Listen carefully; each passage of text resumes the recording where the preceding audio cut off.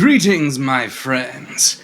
This is Celerio Rosenkreuz, and in this episode of the Chronological Quran, episode 3, we shall be exploring Ayat 6 through 8 of Surah 96, wherein Allah explains how He views humanity and the general tendencies thereof, as well as what will occur when humans choose not to submit to His authority and bind themselves to their creator, or the one who claims to be as such. I will quickly go through all three of the verses and then go back and read the commentary I've laid out for them. Most certainly, one exceeds all bounds. That is, surely man transgresses, because he sees himself as self-sufficient. Surely, however, your Lord is your return, the return of all. Now, commenting upon the first of these, Maududi says, man should never adopt an attitude of ignorance and rebellion against the bountiful God who has been so generous to him. And this is absolutely correct.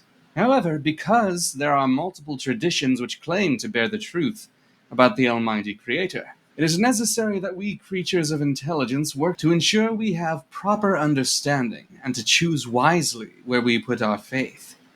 This is not only because to do otherwise would be to dishonor and blaspheme against the Most High, but also because what is at stake is our eternal souls, with which we have been blessed by the same. As such, we must study to show ourselves approved and seek after wisdom, for this is greater than all earthly treasures. Now, concerning the second verse, 96:7. At least in broad terms, this is pretty much true. The general tendency of humanity is to strive for independence, self-sufficiency, and ease in whatever luxury, power, or influence one can acquire.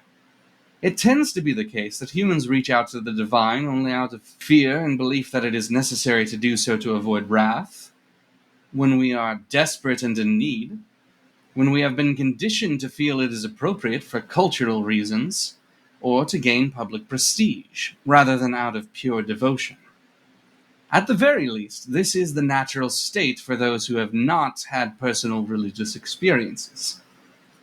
For those who feel that they have been touched, it can be a little bit different. There can be actual respect, humility, and desire to please the higher power that the individual recognizes and acknowledges, even if the specific ideas and the ways that they engage in their devotion might be aberrant or misconstrued. Finally, concerning Ayat 8. Here, Islam makes its first gesture towards judgment and the consequences of life and death. Interestingly, this suggests that worldly behavior is to be taken as sinful and to be punished. I cannot rightly comment on what Islam will teach later on, as I have sworn off jumping the gun in that regard. However, this, in a sort of general sense, is not controversial. After all, Abrahamic tradition, in general, has a strong tendency towards trying to avert people from dwelling on and pushing for worldly pleasures, with rewards in the hereafter and or godly blessings being suggested to come from favoring virtue over vice. Given whatever Allah is happens to be calling themselves the Arabic word for God and is presenting themselves as the Creator, despite the deceit on their part, it is natural to think that Allah would at least put some effort into this mimicry. And that is the end of the second sort of train of thought that is presented in the Quran. Next time we shall start at Ayat 9, and a new statement will be presented, which we can analyze once again at that time. Until then, farewell, and thank you for joining.